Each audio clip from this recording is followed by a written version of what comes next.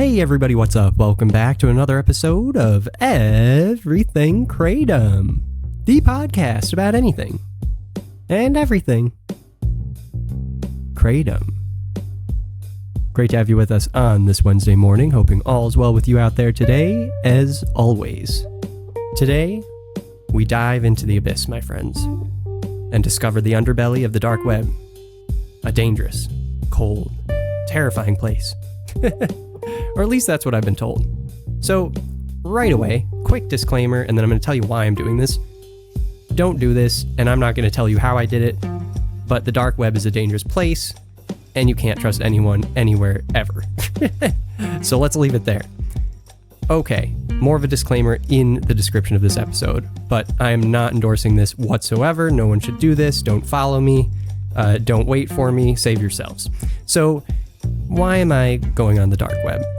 I'm doing this because one of the primary arguments for not banning Kratom, as far as I can tell, or looked up and found, or have seen the opinions of others saying, is that if Kratom is banned on a massive scale, then there's a real potential for a black market to develop for Kratom.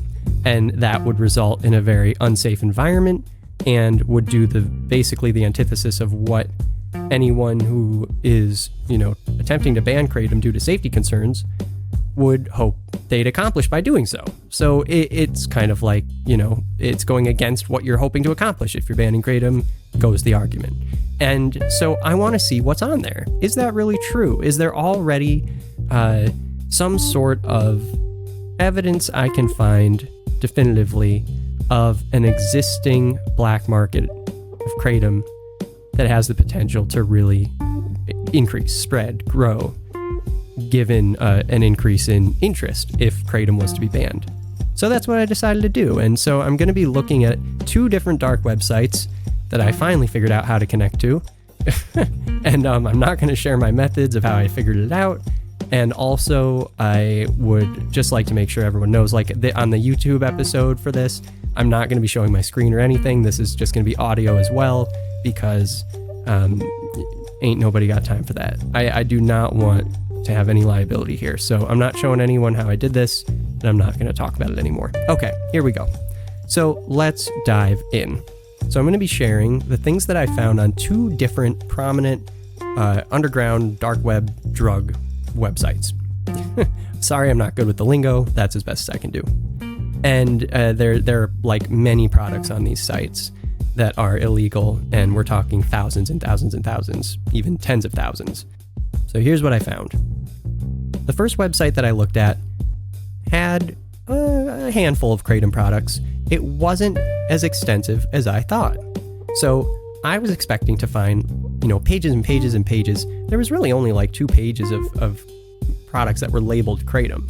However, it doesn't mean that Kratom was, these were the only Kratom products, right? That's kind of part of the point, or at least of that argument, is that you won't even know if you're getting Kratom sometimes. And sometimes when you're getting Kratom, you won't even know what's in there, and if there's other stuff in there, or if it's even Kratom at all. So it's a mixed bag. From what I found, it looked pretty sketchy. There was one photo that was used on a lot of the products, and, normally, does that make sense? I guess so, that you would use like one photo or a stock photo on one thing.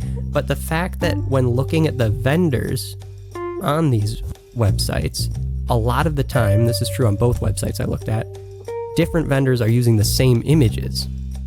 That is really scary to me. And one of the things that vendors do on these dark websites is they post photos of the products they're selling that are, they'll have like a picture of the illegal drug on a table, and behind it there will be a note with a handwritten, scribble of the name of the vendor, and then what the product is. And the reason why they do that in part is because they want you to know this isn't just some stock photo of something, and we're not selling you something that you don't think you're getting.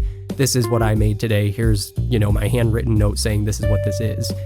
Believe me, and send me the money so that I can send you this thing, or vice versa. And there's lots of different ways people pay for these products, not getting into all the logistics here. Basically, that's kind of part of how this was an interesting experience is that even the pictures were fascinating. Some of these pictures, I don't know, they don't look like kratom at all. They look like some really weird, nasty stuff that definitely is not a happy green leaf, let's just say. And then there are others that look completely normal. If I saw the picture on a website, I would think, hey, this probably is what they make all the time, and I don't see anything off about this. However, the information was pretty scant. All right, I didn't really get much of a sense of what the types of kratom were. Some of the types that they have listed here, I've never heard of before. One example was purple kratom. What is purple kratom? What is purple kratom? Maybe it's a thing. I don't know. But the point is like, I don't trust it. That's really weird. And then there's another one that says purple mangda. So now that's a little more specific. I have seen pink mangda before. Seen pink mangda before sold at a few different places, and I think that they mix white mangda and red, which makes pink, but I don't know, and I definitely don't want to mess with it. So that was definitely something that was very scary to me and strange, is that I'm seeing all these different names that I'm not familiar with.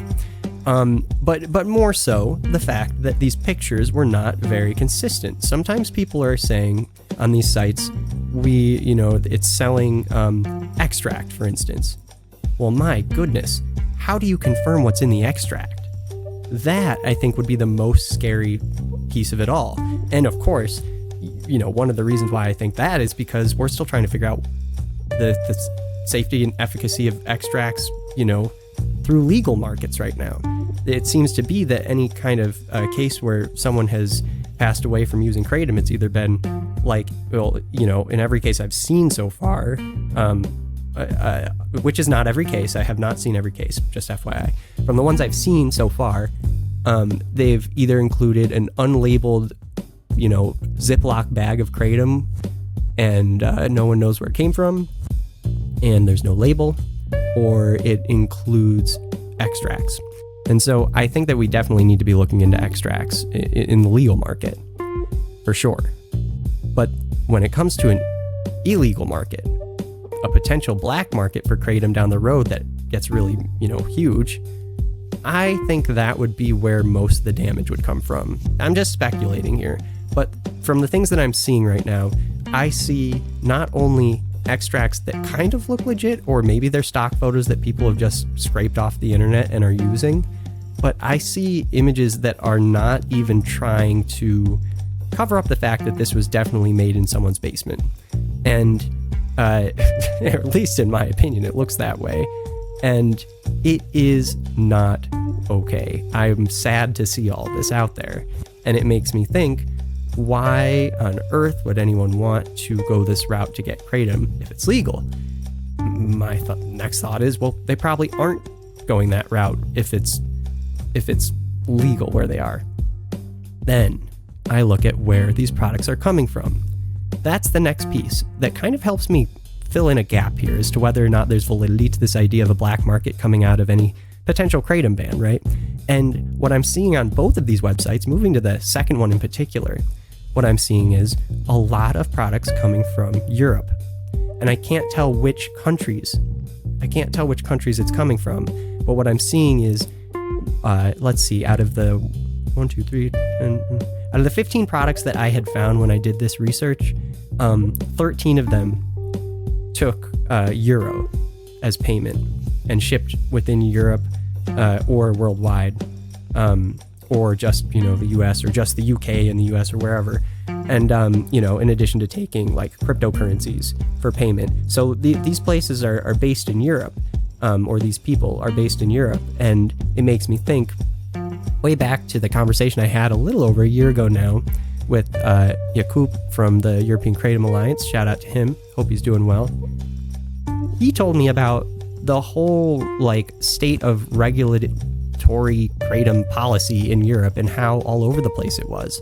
And I was just fascinated to learn about it. And it seemed like it really was all over the place. You can't really point at a country at face value and just think they probably would have it legal. Like, I tried doing that on my own, and then I looked up the current laws, and I was totally wrong. Like, I have no idea.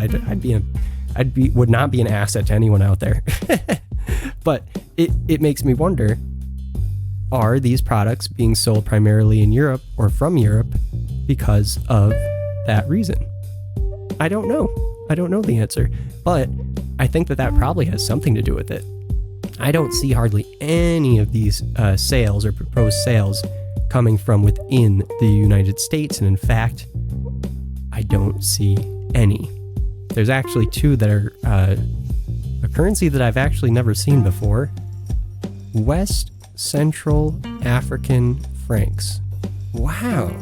CFA francs. So you learn something new every day. I've never seen those before. So you have a few posts that are listed with the currency accepted as West Central African francs. And through a little bit of research that I'm doing while I'm speaking here, it looks like it's accepted in 8 countries in that region. So there you have it. Like it's not even like there are many products or hardly any from the United States right now. Now, I wonder if there was an all-out ban on kratom suddenly, if this underground market would explode. My assumption would be yes. If just a handful of states, in addition to the handful right now that currently list kratom as illegal, decided to make it illegal, would we see a difference? I would think so. And I think that the reason why this isn't the most prominent product on these dark web websites, and again, just to let you know, I've only looked at 2 websites, so bear in mind this is very limited exposure to what's really out there. I think the reason why there aren't as many products as I was expecting to see coming from the United States itself is because the market has been growing recently, with most of the states that have made kratom illegal already having made it illegal, in the past 20 years. And so you have this substance that is gaining in popularity, and the number of people finding different use cases for it, and research starting to go into it. But you have a law established early on in that increase in interest. And so it doesn't really allow much of a market to develop for kratom, I think, given that all this growth is happening, a lot of that growth, at least in the past 10, 15 years. And so I think the difference would make, this is the way to put it, I think it would make a much greater difference now, and especially even more of a difference 10 years from now, if bans are put into effect. And this gives me an idea for another episode to talk more about the difference and implications of bans that are put into effect on the state level and local level, 10 years ago versus now versus 10 years from now.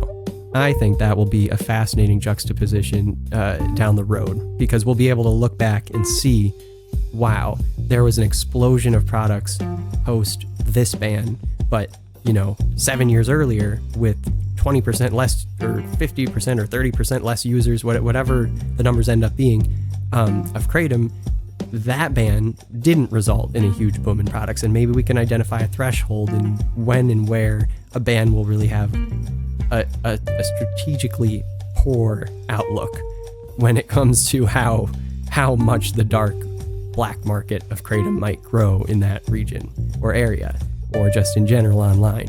I think regardless, any bans point to or push to an increase in the black market online. And from the products I saw, it doesn't look good. It doesn't look like they're good things online. So do not go on the dark web, and do not purchase kratom products from the dark web at all.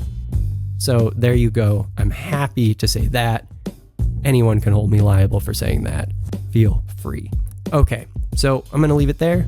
Bit of a longer one today. Hope you all found it interesting. We'll be back tomorrow. Take it easy, everybody. Talk to you then. Bye-bye.